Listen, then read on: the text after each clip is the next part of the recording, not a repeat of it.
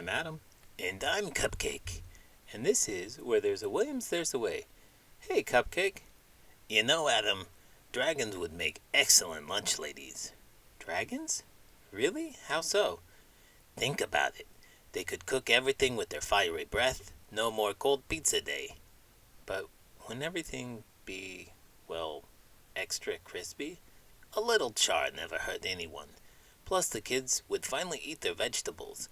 Who would want to argue with a dragon? True, but what about the fire hazard?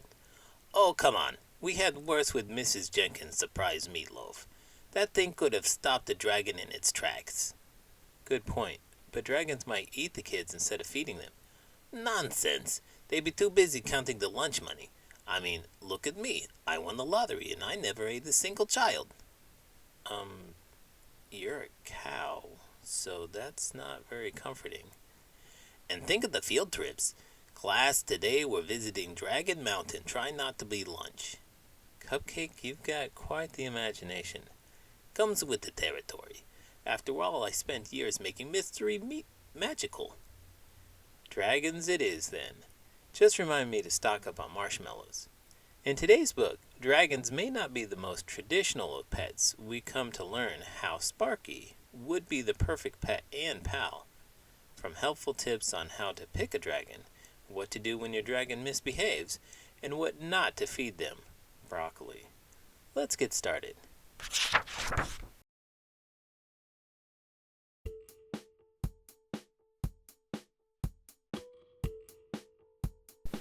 Me and My Dragon by David Biedrzycki. Some kids want a dog. Others would like a cat. I want a dragon. But not a big dragon. A big dragon wouldn't fit in my house. I wouldn't want a three-headed dragon either. It might not get along with itself. I'd choose a fire-breathing dragon. Before I brought him home, I'd take him for a checkup. I'd hold his hand and tell him he was a brave little dragon. I'd make sure the doctor gave him a couple of lollipops. On the way home, he could sit with me if Mom and Dad didn't mind. I'd give him a name, a place to stay, and some toys to play with. When I thought he was ready, I'd teach him to fly. Uh-oh. Whew. I'd get him a collar and a leash, then I'd take him for a walk every day. If he was a naughty dragon, I might have to send him to school. After he learned to behave, I could take him camping in the summer and trick-or-treating in the fall. We could clear neighbors' driveways in the winter.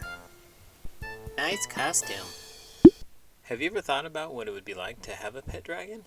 You think handling school lunch would be tough? Imagine a dragon demanding extra spicy nachos every day. I can see it now. Good morning, class. Today we're learning about fire safety. Again. And don't forget the playground incidents. Ms. Cupcake, Sparky melted the swings again. Field trips would be interesting. Keep your hands inside the dragon at all times, kids. Recess would be a breeze. Sparky, time to toast some marshmallows for snack. What about grading papers? Why does your homework smell burnt? My dragon ate it. At least you'd never need a furnace in winter. Sparky, warm up the house, please. In summer grill-outs, perfectly grilled steaks every time. As long as Sparky doesn't get a taste for winning lottery tickets, we're good. Speaking of which, can dragons buy lottery tickets? Looks like having a dragon could be a hot mess. But a fun one for sure. But I might not take him kite flying in the spring. If I miss the bus, he would help me get to school just in time for show and tell. Bullies? If you have a dragon, you don't need to worry about bullies. Sweet! You don't need to worry about Brussels sprouts either. Dragons love them. Don't give them broccoli, it gives them gas. And you don't want a fire-breathing dragon with gas. Every night I'd give my dragon a bath. It would be fun. Sometimes. I would pick out books that wouldn't give him nightmares and read to him until he got sleepy. I'd tuck him in and say goodnight. Then we'd fall asleep, just me and my dragon. What's the best part of adopting a pet now that you're retired? The best part is having a furry little sidekick to eat all the leftovers. You wouldn't believe how much cafeteria food I still have lying around. Ha! I can imagine. I bet your pet loves it. What'd you adopt? I got a pig. Figured it'd be the closest thing to a lunch buddy who loves food as much as I do. Plus, they're basically four-legged garbage disposals. That's genius. I adopted a dog. He's the best classroom assistant I could ask for. Helps me and the kids in line. A pig would do that too, you know. They're great at finding truffles. Might come in handy during recess. I don't know if the principal would approve of a truffle hunting pig in the playground, but it sounds fun. Just think of the educational opportunities. Truffle Economics 101. You might be onto something. Pets really do make everything better. Especially when you're rolling in lottery money and cafeteria leftovers. And if you thought this video made things better, make sure to give it a thumbs up and subscribe to the channel. I'm Adam. And I'm Cupcake. And this is Where There's a Williams, There's a Way.